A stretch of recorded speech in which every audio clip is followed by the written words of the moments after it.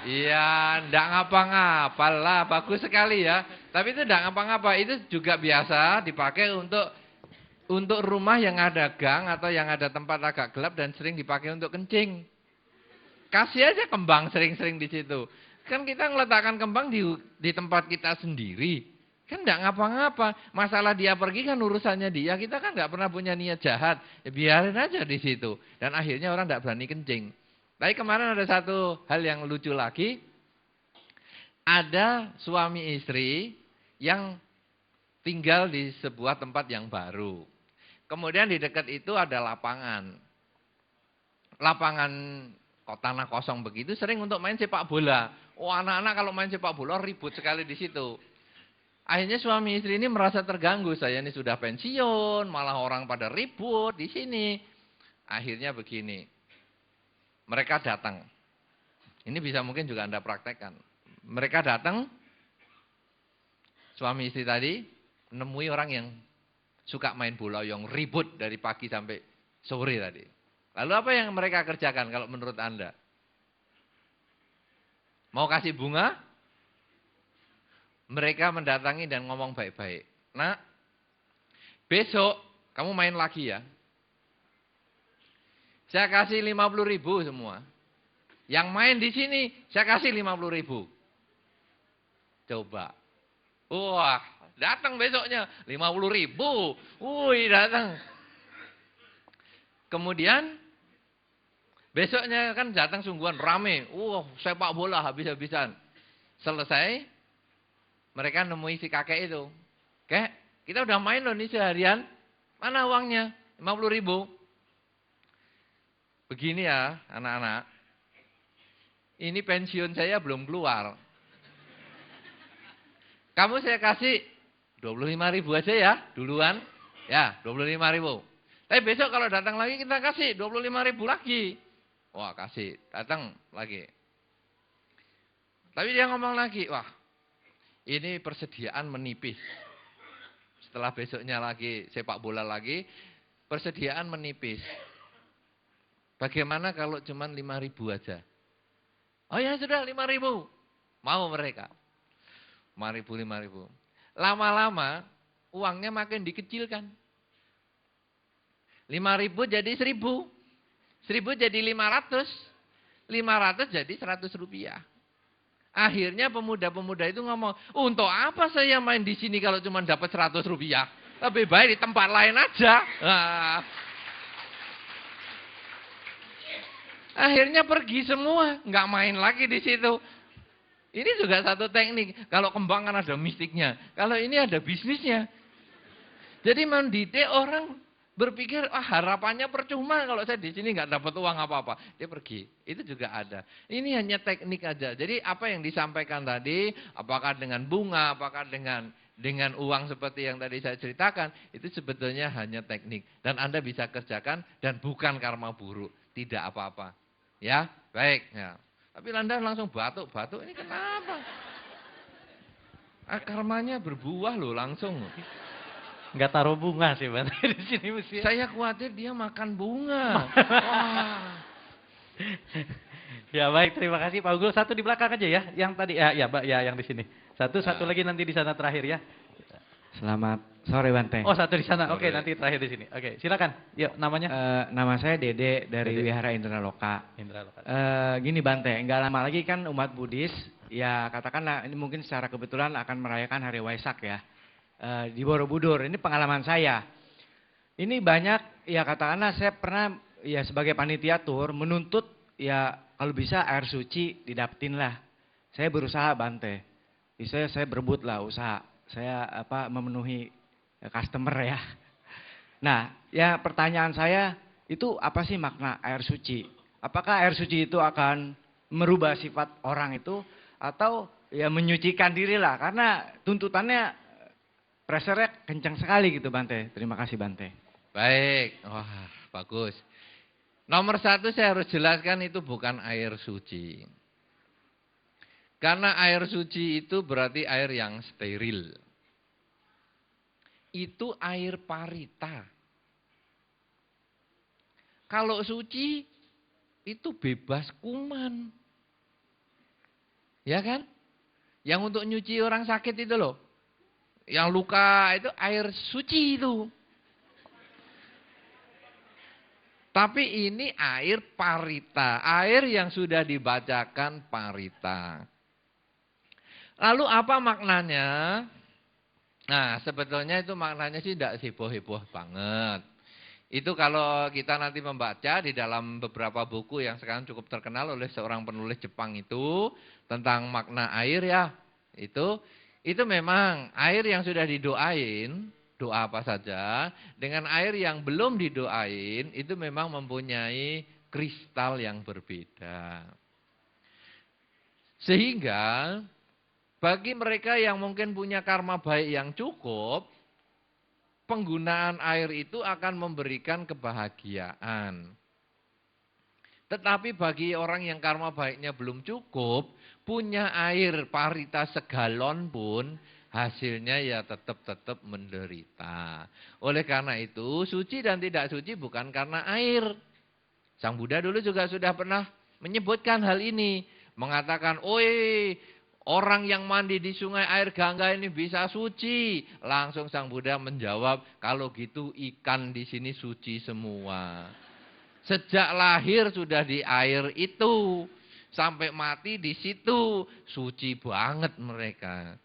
Nah, suci dan tidak suci bukan karena air. Suci tidak suci bukan karena makanan. Suci tidak suci bukan karena upacara tertentu. Suci dan tidak suci adalah karena cara berpikir seseorang. Ketika seseorang cara berpikir bebas dari ketamaan, bebas dari kebencian, bebas dari kegelapan batin, dia disebut orang yang telah suci. Sebaliknya air itu hanyalah air parita. Ya, sehingga dengan kita melakukan kebajikan dengan badan, ucapan dan pikiran, kemudian menggunakan air parita itu untuk mandi atau apa, itu mungkin karma baik kita akan berbuah sesuai dengan harapan. Nah, apakah air itu boleh diminum? Boleh saja. Cuman ya harus diingat, air itu berasal dari sumber air. Memang dengan keyakinan tertentu, walaupun dari sumber air dan tidak dicuci, tidak dibersihkan, mungkin penuh kuman, tetapi dengan keyakinan yang kuat, ya tidak akan sakit. Tapi kalau keyakinannya lemah, minum air mineral pun bisa sakit. Satu contoh yang gampang. Di Jogja dan Solo, setiap 1 tahun sekali, itu ada upacara mencuci kereta kencana. Ya, kereta yang di istana. Itu setahun sekali. Anda bisa bayangkan, setahun sekali itu kotornya kayak apa. Dicuci, airnya diminum. Dan orangnya sehat-sehat. Saya kira antibodinya sangat bagus sekali. Sampai penyakit tidak ada yang berani. Nah, jadi kalau itu air parita yang dari Borobudur itu mau diminum silahkan. Tapi biasanya orang-orang tidak mau untuk minum, dituangkan di tandon air, bisa untuk dimasak, untuk mandi, untuk cuci piring, untuk ngepel, bisa. Karena itu adalah air parita, bukan air suci. Begitu saudara, suci dan tidak suci bukan karena air, tapi karena cara berpikir, berbicara, dan bertindak yang bebas dari ketamaan, kebencian, dan kegelapan batin. Ya, begitu. Cukup ya, Dede. Terima kasih. Mungkin tapi kadang-kadang ada sugesti, Bante. Sugesti ya. Seperti kita merasa sembuh jadi karena minum itu. Sugesti bisa sembuh sungguhan. Iya. Jadi bukan hanya merasa. Jadi seperti yang tadi misalnya air cucian dari kereta itu, dia diminum sungguhan, ya sembuh sungguhan. Secara kedokteran juga bisa sembuh karena cara berpikirnya. Iya, mungkin karena kekuatan pikirannya itu hormonnya dia berubah sehingga akhirnya dia sembuh sungguhan. Tapi yang sembuh lah yang cerita. Yang meninggal dia sudah nggak sempat cerita lagi soalnya. Wah, keracunan langsung sudah bagaimana mau cerita? Ya sudahlah dia berangkat ke alam yang lain. Oke. Ya baik, silakan di sini satu. Oh ya oke dah sana dulu. Pendek-pendek aja ya kita ke. Tinggal 15 menit ini Pak Yani. Iya Bante betul. Terima kasih. Selamat sore Bante. Saya akan mengajukan pertanyaan ada 2 hal. Yang pertama, terkait dengan praktek dhamma dalam kehidupan bermasyarakat. Saya melihat dalam dunia yang mengglobal ini, manusia di sekitar kita cenderung menggunakan otak kiri tapi tidak menggunakan otak kanan. Satu kasus di Sumatera Utara, perguruan tinggi universitas di sana kemarin bentrok. Ini orang pintar yang tidak punya hati. Bagaimana kira-kira Bante terhadap praktek dhamma, karena hal ini juga terjadi di sekeliling kita. Kadang-kadang di kota besar Jakarta ini kita melihat tawuran itu sering terjadi. Bagaimana praktek dharma kita yang kita lakukan ketika kita berhadapan di sana. Itu pertama. Kedua, Bante, di dalam Buddhis kita tidak mengenal mujizat, karena segala sesuatu terjadi karena aksi dan reaksi. Oleh karena itu, ketika ada orang yang sakit, kemudian dia sudah berobat ke dokter dan dokter menyatakan tidak ada obatnya, tidak bisa sembuh, akan tapi dia mencari alternatif kepada salah satu keyakinan lain, kemudian di sana bisa disembuhkan. Kira-kira menurut Buddhis itu logik apa tidak, Bante? Terima kasih. Terima kasih. Pak siapa Pak? Sorry. Nasiman. Pak Nasiman. Oke, terima kasih. Silakan. Iya. Memang sekarang kebanyakan semua hanya mengembangkan otak kiri. Otak kiri ini juga berkembang di dalam agama Buddha, yang pokoknya berdasarkan logika. Otak kanan itu cinta kasih tadi. Nah, jadi orang Buddhis yang hanya mengembangkan logika, dia punya kebijaksanaan tapi tidak punya cinta kasih. Orang yang Buddhis mengembangkan cinta kasih tanpa logika, dia punya meta tanpa panya. Nah, memang yang dikembangkan di dalam agama Buddha adalah meta yang berpanya. Karena itu saya ingat sekali beberapa tahun yang lalu ketika saya masih mahasiswa, ada satu buku yang cukup bagus, Timur dan Barat, Konflik atau Harmoni.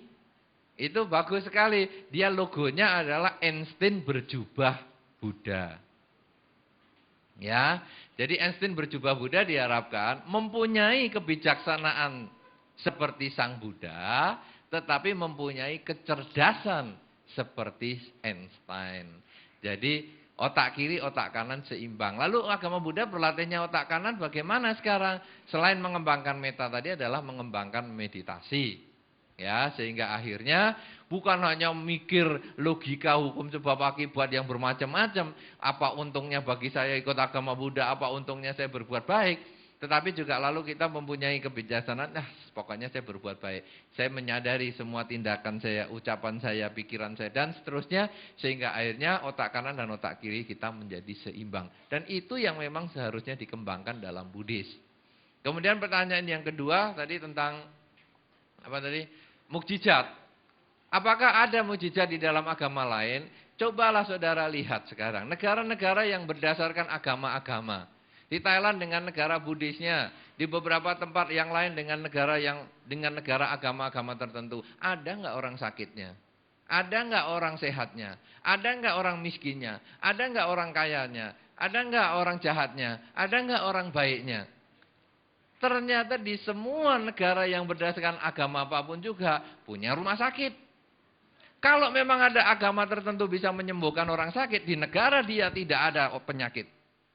Semua sehat. Ya.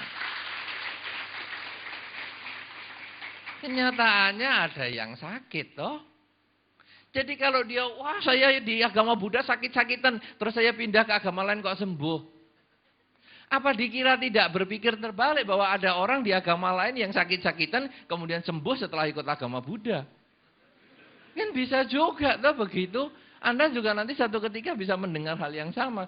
Ayo ikut agama ini nanti jadi kaya raya. Lihat di negara agama itu. Ada nggak orang miskinnya? Kalau ada, berarti tidak agama itu yang bikin kaya. Bukan agama itu yang bikin miskin. Bukan agama itu yang bikin sakit. Bukan agama itu yang bikin sehat. Tetapi adalah tergantung perilakunya sendiri-sendiri.